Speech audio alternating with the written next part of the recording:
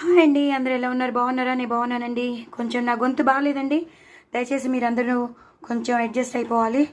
Throat infection వచ్చింది, అసలు ఒంట్లో బాగాలేదు. బట్ ఆల్సో మీ అందరి కోసం నేను షార్ట్స్ తీస్తున్నాను. ఓకే, ఇవాళ మాత్రం మా ఇంట్లో సాత్వికంగా ఉల్లిపాయ లేకుండా, అల్లం వెల్లుల్లి పేస్ట్ లేకుండా, అలాగే వెల్లుల్లిపాయ లేకుండా నేను ఆలు టమాటో కర్రీ చేస్తాను. చాలా చాలా చాలా చాలా బాగా వచ్చింది. ఇది పూరీలోకి బాగుంటుంది, చపాతీలోకి బాగుంటుంది, ఇంకా అన్నంలోకి అయితే చెప్పక్కర్లేదు. నేను ఇలా యాస్టీస్ పచ్చిమిరపకాయ వేస్తాను. ఇలా తింటూ ఈ పచ్చిమిరపకాయని కొరుక్కోవాలి.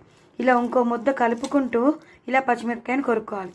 చాలా చాలా టేస్టీగా ఉంటుందండి. పిల్లలకి పెట్టండి, మీరు కూడా తినండి. చాలా చాలా టేస్టీగా వచ్చింది. మనం మసాలాలు వేస్తేనే టేస్టీగా ఉంటాయని అనుకుంటాము, కానీ మసాలాలు వేయకుండా కూడా మనం కూరలు చేయొచ్చండి. అంత టేస్టీగాను ఉంటాయి, చాలా చాలా టేస్టీగా ఉంటాయి. సో డూ ట్రై ఇట్ అండి.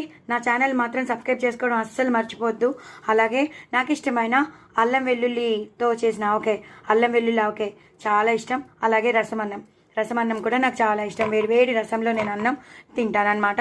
సో ఈ కూర మాత్రం చాలా బాగా వచ్చిందండి, నిజంగా చెప్తున్నాను. ఎంత బాగా వచ్చిందో మీరు కూడా ఇలా యాస్టీస్గా వేసుకొని చేసుకోండి. సూపర్ ఎక్స్ట్రీమ్లీ సూపర్ అండి, అంత బాగుంది. అసలు ఆగలేరు. ఒకటి తర్వాత ఒక ముద్ద అయిపోతుంది. పిల్లలు అసలు ఏడిపించకుండా తినేస్తారు. దయచేసి నా ఛానల్ సబ్స్క్రైబ్ చేసుకోండి, సపోర్ట్ చేయండి. మరిన్ని రెసిపీస్తో మీ ముందుంటానండి. బాయ్ అండి.